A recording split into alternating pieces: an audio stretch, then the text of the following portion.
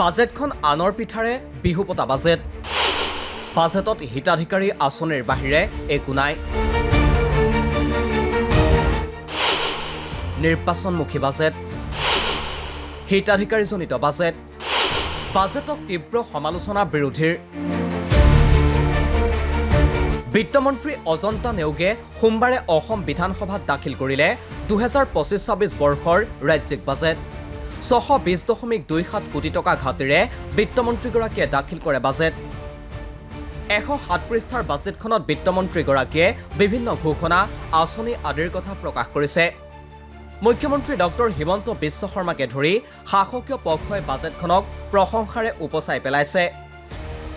মুখ্যমন্ত্ৰীয়ে বাজেটখনত ভৱিষ্যতৰ অসমখন দেখিবলৈ পাব বুলি মন্তব্য কৰি কৈছে যে ভাৰতৰ বৌদ্ধিক, সামাজিক আদি ক্ষেত্ৰখনৰ নেতৃত্ব ল'ব। শাসকীয় পক্ষৰ প্ৰশংসাৰ বিপৰীতে বাজেটখনক তীব্ৰ সমালোচনা কৰিছে বিৰোধীয়ে।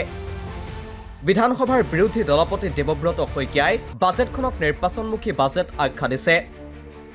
2026 চনৰ বিধানসভা নিৰ্বাচনৰ বাবে বাজেটখনত বহুখিনি আঁচনি আছে বুলিহে অভিযোগ বিৰোধী দলপতিগৰাকীৰ। বলদেৱ মহন্ত ডাঙৰীয়াৰ যিটো কবিতা সেইটো মনত পৰে যে সুখ নাই কাৰ, সুখ নাই ধৰুৱাৰ।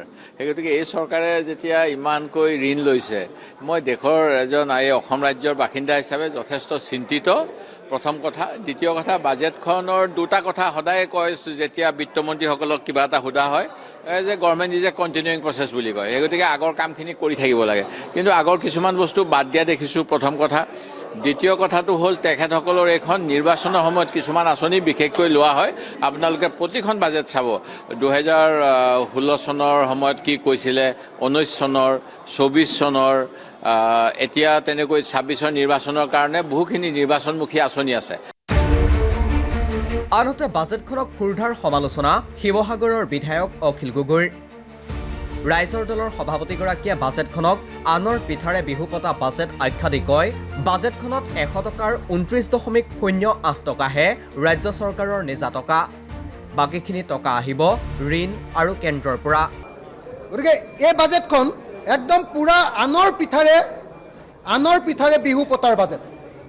কথাটো সকলোৱে আমি বুজি লোৱা দৰকাৰ, বেলেগ একো চোৱাৰ দৰকাৰ নাই যে বাজেটৰ মাত্ৰ 29.08 টকাহে, 100 টকাৰ ভিতৰত 29.08 টকাহে ৰাজ্য চৰকাৰৰ নিজা টকা। অৰ্থাৎ ৰাজ্য চৰকাৰৰ টকাৰে কেৱল দৰমহা আৰু পেঞ্চনটো দিবলৈও চৰকাৰ ইতিমধ্যে প্ৰস্তুত নহয়, সক্ষম নহয়। এইটো হ'ল মূল কথা। অকল ইমানেই নহয়, বাজেটখনত 2026 চনৰ বিধানসভা নিৰ্বাচনৰ বাবে কাৰ পৰা ভোট ল'ব পাৰি সেই কথাহে আছে বুলিও সমালোচনা বিধায়ক অখিল গগৈৰ। বাজেটখনত হিতাধিকাৰী আঁচনিৰ বাহিৰে একো নাই বুলিও সমালোচনা শিৱসাগৰ সমষ্টিৰ বিধায়কগৰাকীৰ। আনহাতে এই বাজেটখন যে ঘোষণা কৰিলে, এই বাজেটখনততো একো নাই। এই বাজেটখনত অকল 2026 চনৰ বিধানসভা নিৰ্বাচনৰ কাৰণে কাৰ পৰা ভোট ল'ব পাৰি, কাক টকা দিব পাৰি, টকা দিয়াৰ বাহিৰে beneficiary scheme, IBS, individual beneficiary scheme ঘোষণা কৰাৰ বাহিৰে এই বাজেটখনত একো নাই।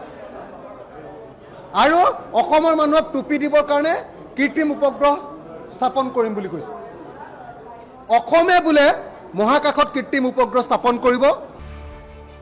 আন এটা বিৰোধী দল AIUDFে বাজেটৰ সমালোচনাত সৰব। বাজেটখনত শিক্ষাৰ ক্ষেত্ৰত একো নাই বুলি উল্লেখ বিধায়ক ডক্টৰ হাফিজ ৰফিকুল ইছলামৰ। বাজেটখনক হিতাধিকাৰী ভিত্তিত বাজেট আখ্যা দি বিধায়কগৰাকীৰ অভিযোগ, হিতাধিকাৰীটো বৈষম্য কৰা হৈছে। এনেকুৱা হৈছে যে এটা মিটিং আছিল, মিটিঙত বহি হিতাধিকাৰী বণ্টন কৰিছে।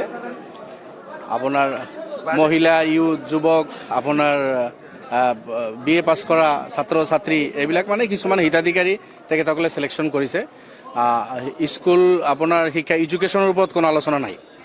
আপোনাৰ পুৰণি কিছুমান কলেজ বা কিছুমান মাইনৰিটি ডেভেলপমেণ্টৰ পইচা দি কিছুমান বিল্ডিং বনাইছিল, প্ৰত্যেক বছৰে সেইখিনি ৰিপিট কৰে, তেনেকুৱা ধৰণৰ আছে।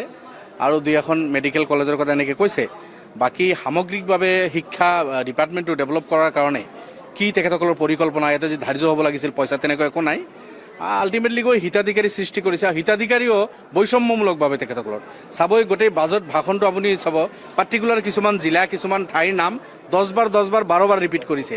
কিন্তু ধুবুৰী, গোৱালপাৰা, মানকাছাৰ, শালমাৰা ডিষ্ট্ৰিক্ট, বৰপেটা জিলা বাক্সা চিৰাং জিলা, মৰিগাঁও জিলা, নগাঁও জিলা, হাইলাকান্দি, কৰিমগঞ্জ এই জিলাবিলাকৰ নাম বিচাৰিলে ক'ৰবাত সৰুকৈ পাব পাৰে, সৰু কিবা কিবি পাব পাৰে। মানে এনেকুৱা লাগিছে এই অঞ্চলবিলাকত অসমৰ পৰা এক ছাইড কৰি থৈ বাকী কিছুমান অঞ্চল মুখ্যমন্ত্ৰী বা বিত্তমন্ত্ৰী ডাঙৰীয়ানী টাৰ্গেট কৰিছে আৰু তাতে কিছু পইচা ছটিয়াইছে। দ্বিতীয়তে এনেকুৱা লাগিছে যে একেবাৰে ইলেকশ্যন মূৰৰ ওপৰত আহিলে। সোমবাৰে বাজেট দাখিলৰ পাছত এনেকৈ বিৰোধীয়ে বাজেটখনক কৰে সমালোচনা। মঙলবাৰৰ পৰা বিধানসভাত আৰম্ভ হ'ব লগা বাজেট আলোচনাত বিৰোধীয়ে বাজেটখনক কেনেদৰে সমালোচনা কৰে সেয়াহে হ'ব চাবলগীয়া। নিউজ ডেস্ক ৰিপৰ্ট, দি ক্ৰছ কাৰেণ্ট।